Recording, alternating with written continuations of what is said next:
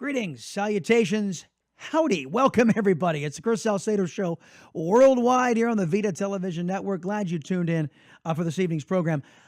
We're going to get into the sexual shenanigans up on Capitol Hill, including the second accuser. I know you've all heard of the first accuser of Senator Al Franken, the Minnesota senator who has been caught on photograph inappropriately touching somebody, and of course the account that somebody gave of an explicit kind of grotesque kiss. Well, we've got the interview that you haven't heard yet, so stick around for that. But we're going to circle back around with something we told you we would, and that's the Attorney General of the United States, Jeff Sessions, and his seeming inability or resistance to actually bringing justice to the players in the last administration. Before we get into all of that, ChrisSalcedo.com. That's how you get in touch with us here on the program. At Chris Salcedo TX is instantaneous feedback on Twitter. By the way, at ChrisSalcedo.com, there's a phone number you can call to leave a voicemail message, or you can just drop off an email the old-fashioned way. All right, first up tonight is Jack Lew. He's a congressman from California. Jack Lew is nuts. He's just crazy. Left-wing, completely left-wing, bat nutty. He really is. Now listen to what he did to the Attorney General Jeff Sessions. He doesn't like Jeff Sessions. He has really made things tough on Jeff Sessions as far as his constituents are concerned by some inexplicable tweets. Now, I'm angry with Jeff Sessions for a different reason, and we'll get into all that in a minute. But Jack Lew got called to the carpet by CNN. Believe it or not, CNN gave a tough interview to a Democrat liberal extremist. Listen to this. Congressman, you issued a series of scathing tweets about the Attorney General and about the President before, during, and after the congressional testimony yesterday by Attorney General Sessions. You attacked his appearance, mocked his look, saying he looked like Kate McKinnon, who plays him on SNL, but you also repeatedly called him a liar. To prejudge his testimony, I mean, your tweets about him being a liar were before he even appeared in front of you. Why is that appropriate? Why prejudge him? Left-wingers have this, how do I put this? Remember, I've told you before that ever since the founding documents, the Constitution of the United States and the Declaration of Independence, as soon as those were either signed or ratified, the American left wing has sought to undermine them. One of the key things the Democrats and liberal extremists have tried to do is to change innocent until proven guilty to guilty until proven innocent to go after their political opponents. Jack Lew, without ever hearing the testimony for himself of Attorney General Sessions, prejudged him because he was appointed by Donald Trump, and that's all Jack Lew needs to know. He's not looking for the truth. He's just looking to bash people, and that's precisely what the left wing is all about. Because he lied to the U.S. Senate. After he made his statements, evidence came out later that showed his statements under oath to the U.S. Senate were in fact false. No, they didn't show that at all. What Jack Lew was talking about is there was testimony that was given by Attorney General Sessions where he was asked if he had had any contact with any Russians. And it was asked in the context of as a campaign surrogate. And of course, he said, no, I haven't. Then it came out that Senator Jeff Sessions, in his normal course of his duties as a senator, had met with the Ambassador Kislyak. Ambassador Kislyak, of course, from Russia. So everybody said, oh, you lied. Well, wait a minute. No, he didn't lie. His job as senator was to meet with foreign ambassadors and foreign representatives. That's kind of what they do. But no, you lied. You were with the campaign. You said you've never met with Russians. Well, you know who else did this? What's her name? Not Senator McCaskill. Claire McCaskill did this. She said she'd never had contact with Russians, and then a picture of her came out with a Russian. The same ambassador, Kislyak, met him at his home. So look, this is the Democrats' effort to criminalize meeting with Russians, and they ignore that Democrats have been meeting with Russians this entire time too. And they place an unfair standard on Jeff Sessions because, well, frankly, again, as I said, they just want to bash people with whom they politically disagree. By the way, I am choosing words that the President of the United States uses on his own Twitter. I'm I understand those that, words but does right that make back it to the administration. Okay, but does that make it right? I mean, do you like seeing the president use words like that, like Lion Ted, so then you repeat them? I am absolutely highlighting it, and until the president changes, I'm going to keep doing it because I do want to highlight how ridiculous it is. So the Democrat is saying it's so ridiculous, he's going to continue to do it. Look, it goes on. It's a very uncomfortable interview. Is that a grown-up thing to do, Congressman? So you remember when Michelle Obama had that beautiful line, right? When they go low, we go high. Mm-hmm. My view is when they go low, we fight back, and I'm going to fight back. When they go low, we stay low? Oh, no, actually, when they go low, allegedly Donald Trump is going low, the Democrats go lower. I'm fighting back. I'm going to use the president's own words against him, against his members of his administration. I'm going to throw it right back at him. Absolutely. Is that what you would Yes, teach? if he calls people's names, I'm going to call people names because I think it's inappropriate for the president to do that. Is that what you would teach your children to do? Is that what we should teach our children to do? I teach my children they should stand up to bullies. The president of the United States is a bully. I'm going to stand up to him. Absolutely. Notice he never has to say how Donald Trump is a bully. He just, a bully, using Twitter. Oh, bully. Yes. So I think what Mr. Liu is actually saying is that Donald Trump using social media is effective. He reaches his base. And so Mr. Liu is trying to emulate that, even though the basket of biased press doesn't like it. But at least you got to give CNN a little credit. At least they were consistent, and they called out whether or not Mr. Liu was mature or infantile. Jeff Sessions. Now, let me tell you why I have been very upset with Mr. Sessions. This is a long soundbite, but I'm going to let it breathe a little bit. Jim Jordan gave a Class A grilling to the Attorney General of the United States, Jeff Sessions, and he, as I said, he richly deserved it. Let's listen. Mr. Attorney General, did the FBI pay Christopher Steele? Where am I? Right here. Yeah. Did the FBI pay Christopher Steele, the author of the dossier? Those are matters you'll have to direct to the, I think, maybe the special counsel.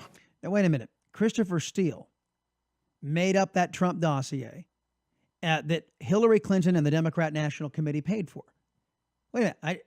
I thought the investigation was on Russia collusion with the Trump administration.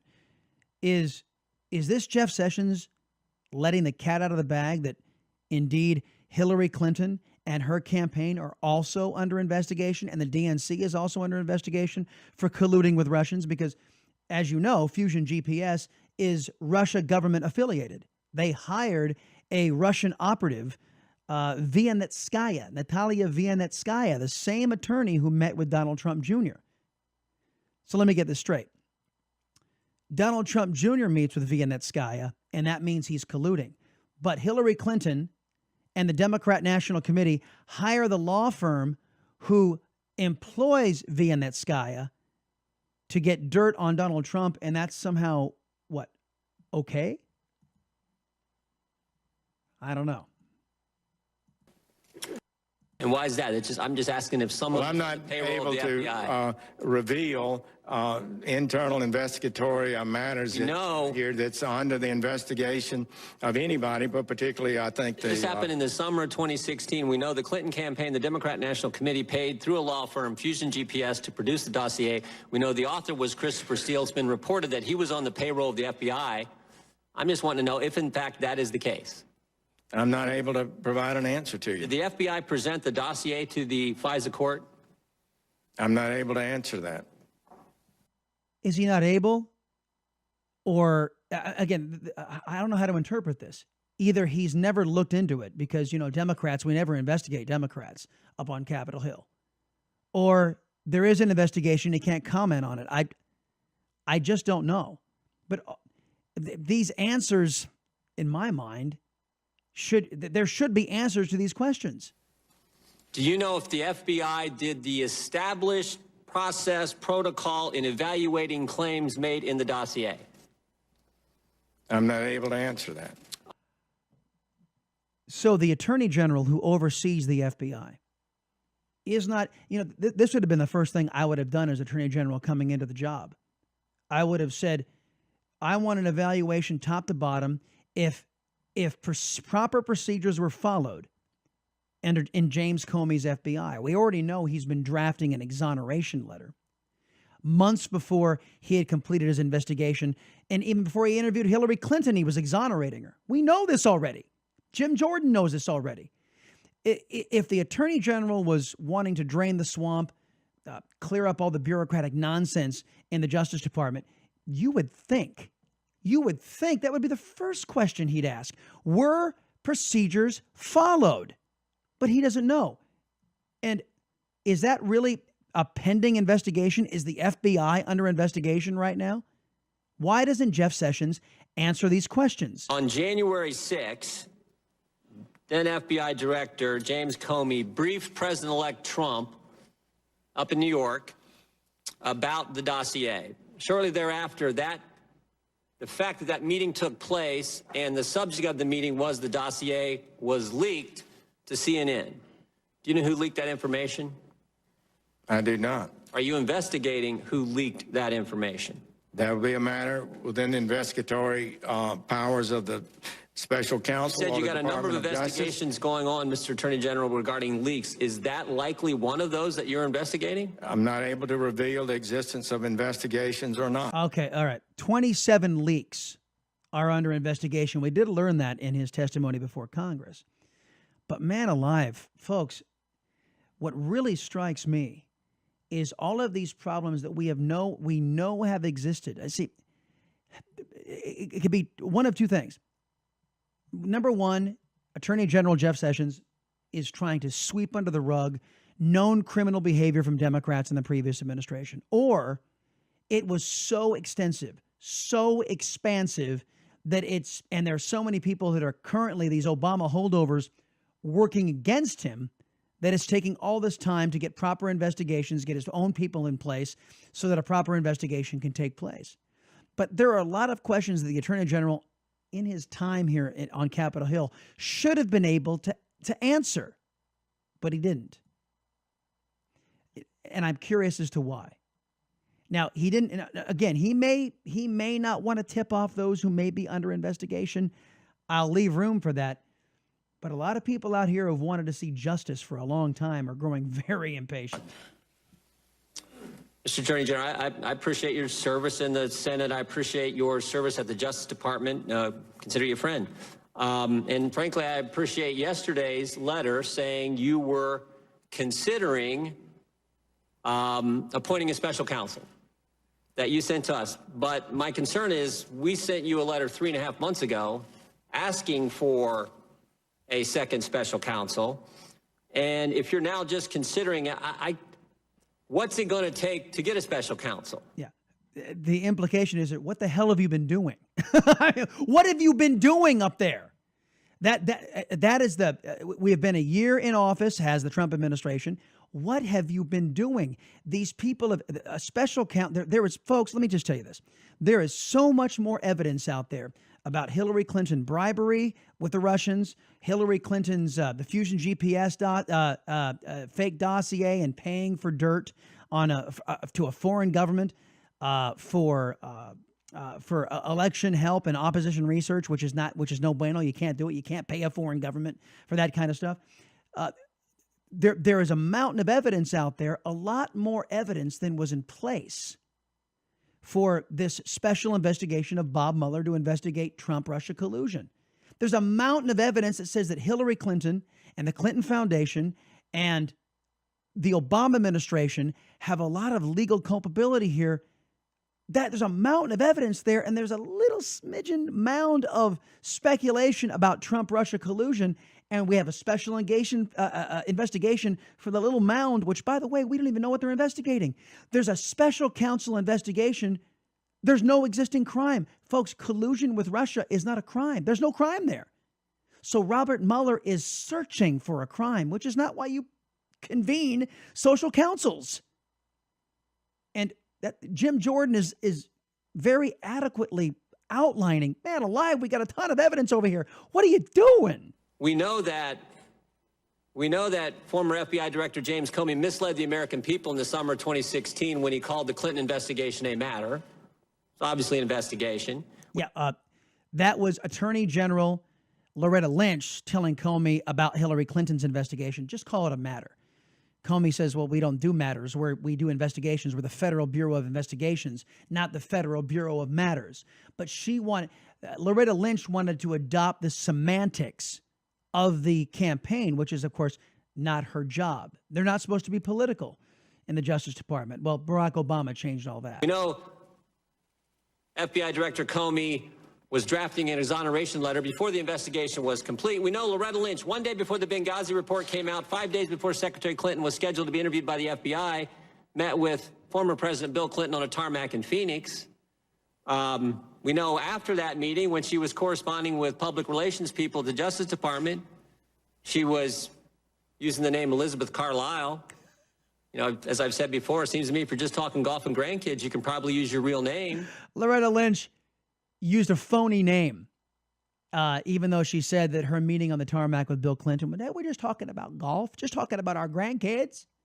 Nobody believes that. We know that Mr. Comey publicized the investigation, and we know he made the final decision on whether to prosecute or not. And then when he gets fired, he leaks a government document through a friend to the New York Times. And what was his goal? To create momentum for a special counsel. And of course, it can't just be any special counsel. It's got to be Bob Mueller, his best friend, his predecessor, his mentor. It stinks to high heaven, ladies and gentlemen. This whole thing stinks to high heaven. The same Bob Mueller who was involved, we've now learned, in this whole investigation with the informant regarding Russian businesses wanting to do business in the uranium business here in the United States regarding the Uranium One deal. So I guess my main question is, what's it going to take, if all that, not to mention the dossier information, what's it going to take to actually get a special counsel?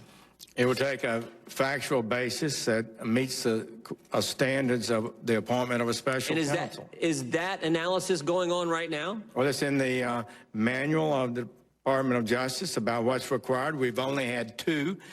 The first one was the Waco, Janet Reno, Senator Danforth, who took over that investigation. So then he gets into a history lesson of special counsels. We didn't need a history lesson. By the way, folks, the manual that the Attorney General, Jeff Sessions, referenced, none of those regulations were met to convene the special counsel of Bob Mueller.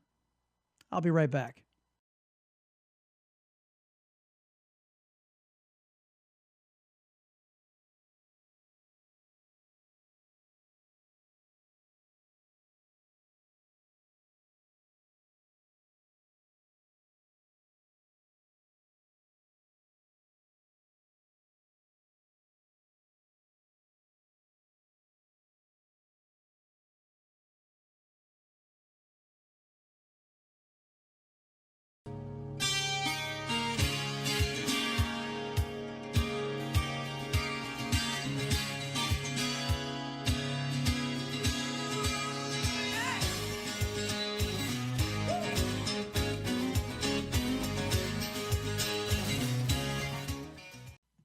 Welcome back, everybody. It's Chris Salcedo Show Worldwide here on the Vida Television Network. Happy you have stayed with us tonight. By now, you've already heard the name Leanne Tweeden. She is a news reporter, a news anchor, and she is out in Los Angeles, if memory serves. She is the first accuser of Senator Al Franken from Minnesota. Mr. Franken was pictured in a photograph inappropriately touching Miss Tweeden. She also tells a story of how Mr. Franken forced a kiss on her, a rather inappropriate and sloppy, grotesque kiss by her account. At any rate, that is the accuser everybody has been talking about. You're about to hear from the second accuser of the Minnesota senator. Her name is Melanie Morgan, a friend to the show, also a conservative talk show host. This is how our conversation went last Friday. Listen to this. Happy Friday, one and all. Welcome to the Chris Salcedo Show. I'm glad you tuned in. I am your liberty-loving Latino. Do not confuse me with loudmouth leftist Latinos out there. I actually love my country and my state, the United States of America and the great state of Texas. Joining me now, Melanie Morgan. She's an award-winning radio talk show host, author, columnist, journalist, TV anchor, and now a news director. Melanie is the co-founder of the Media Equality Project, and Stop the Scalpings is also one of her projects. Melanie, welcome back to the Chris Salcedo Show. Hey, thanks.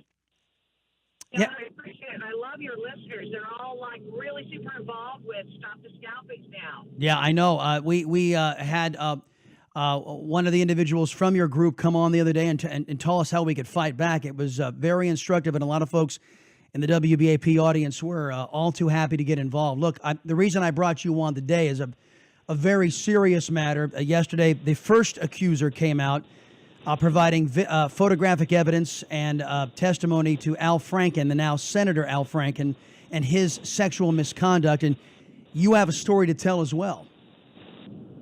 Yeah, that's right. You know, Leanne Tweeden came out yesterday, and I heard about it for the very first time in the middle of a live television interview, and I was shocked to hear the specifics of her allegations that also were backed up by photographic evidence. And my heart just broke for Leanne. I knew what she was going to face. I'm a public personality myself, so I knew that there was going to be withering scrutiny of everything that she said and everything she's ever done, and it took a lot of courage for her to come forward. So I wanted to sort of back her up, be her wing woman, because I have my own story to tell, and I'm just going to start from the perspective that I don't have a lawyer who's all dressed in red with a bucket of tears and a Kleenex, a box of Kleenex, but I do have a true accounting of the way Al Franken treated me August 19th of 2000. It was a television taping of the Bill Maher show, which used to be on ABC before it moved to HBO. Mm-hmm. And we got into sort of a mundane discussion about budget numbers, and he challenged me and said he thought that I was wrong, and I came back over the top and challenged him and said I thought he was wrong, and he just kept picking at it for the show, and I thought, gosh, this guy is weird, but, you know, I just thought that was it, and I left, went to the green room to pick up my things, and he followed me back to the green room and just really got physically close to me, was very intimidating, very angry, very obsessive, and stalking around and pacing. It was really weird. And then I thought, okay, well, this is the end of it, until I discovered that somehow he had managed to get from a show producer my home phone number and started calling me. It was so scary. It really scared the living hell out of me. You know, as a public person, we have people who are stalkers from time to time. This happens. I was thinking that Al Franken was that person, was that guy. And this went on for several days until finally, you know, after these rambling conversations, I just could not understand what he was talking about. I told him, if you call me back, I'm calling the cops and I'm making a police report on you. You just shut up and leave me alone. And that seemed to finally make him back down. Wow. Well, you know, so I've got to ask you, because there has now been made available to us, courtesy of Democrat women lawmakers, the existence of a slush fund up on Capitol Hill that has been making payouts, what I regard as hush money, to individuals to make accusations of sexual harassment and sexual misconduct go away from members of Congress. We're calling on a full accounting, regardless of political party.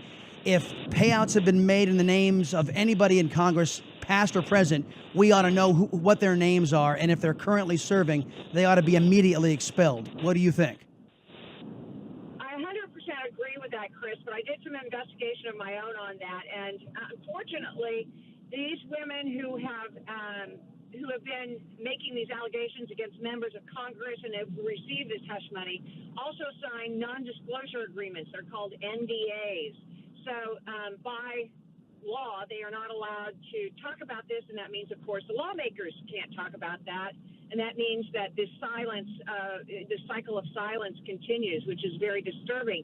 What we can do, however, is demand legislation that says that members of Congress and the United States Senate have to abide by the same rules, the same laws, the same legislation that all the rest of us do when it comes to sexual harassment and sexual discrimination. They have exempted themselves, and this is the thing that is so frustrating for me. And I do think that there needs, and I'm calling on this today, I'm calling on the United States Senate to begin an ethics commission or committee investigation of Al Franken. And I want to hear everybody go on record about this, because as taxpayers, we need to know every detail, and I think that it is high time for there to be an accounting of Senator Franken's behavior. Melanie Morgan, our guest right now, award-winning radio talk show host, Stop the Scalpings. She is one of the founders of that group, which basically helps those of us in conservative talk radio fight back against a minuscule fraction of elitist leftists who try to silence our voices. Melanie, I'm not a lawyer, and I'm not sure if you've even talked to somebody about this. Do the non-disclosure agreements cover criminal activity? Can these individuals be forced into silence if a crime has been committed? Well, that's a good question. I mean, and what do we define as a crime?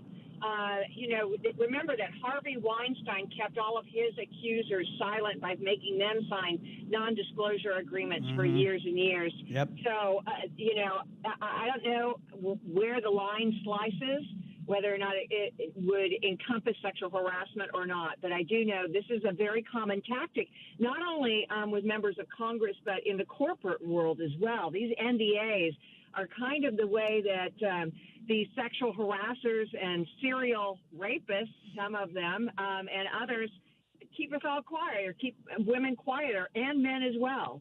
Yeah, you know what? I got to ask you, too, because we can't leave the Roy Moore discussion out of this because it's all happening at the same time. Are you as frustrated as I am to hear the standard for Roy Moore? The allegations come out, and by the way, I think what are we up to? 7 accusers with Roy Moore. There's a lot of smoke there. So, and I don't have enough information to make the determination one way or the other. But you've got Roy Moore on one hand, and the standard for Mitch McConnell is he must go, he must step down, or if he gets elected, he will be expelled. And then when it comes to Robert Menendez, a New Jersey senator who's accused by the FBI of sleeping with underage prostitutes, he gets an ethics investigation, which will basically, and so does Al Franken, an ethics investigation, which you and I both know is where these cases go to die so that the American public will forget about it. Are you upset about that double standard? I'm very upset about that double standard. Look, like you, Chris, I don't know if there is fire beneath all the smoke with these allegations. I do know that several of these, the more serious allegations, the story involving the signed yearbook appears to be a fake, or at least there's that accusation that's hanging out there. 2 different color inks on the signatures. There's a very strong case to be made that some of these accusations are false. Maybe some of them true. Maybe all of it is true. We don't know. But the fact of the matter is there's a double standard that exists between Republicans and Democrats. And I have to tell you, I was really shocked this morning when I found out up on the Hill that a bunch of Democratic women are calling on Al Franken to resign. That I never thought I would live to see. I know. Any of us who lived through the Clinton years, exactly. This is all new territory. Melanie Morgan, everybody, award-winning radio talk show host, a columnist, a journalist, and an activist too, folks. She's giving us an outlet to fight back against left-wing extremism. Stop the scalpings. Check them out on Facebook. And Melanie, look forward to getting you back to the show as soon as possible. Thanks for being on. Thanks so much for having me, Chris. And that is going to put a wrap on the Chris Salcedo Show Worldwide here on the Vida Television Network. If you saw something you wanted to comment on, or there's something out there you think we ought to be covering and we haven't touched on, please jump on to chrissalcedo.com. You can leave a voicemail, you can leave an email, or if you want instantaneous feedback, a back and forth with the show, anytime at Chris Salcedo TX, at ChrisSalcedo as in Texas, the freest state in the union. Have yourselves a great night, everybody. Back here tomorrow night on the Vida Television Network for the Chris Salcedo Show Worldwide. See you then.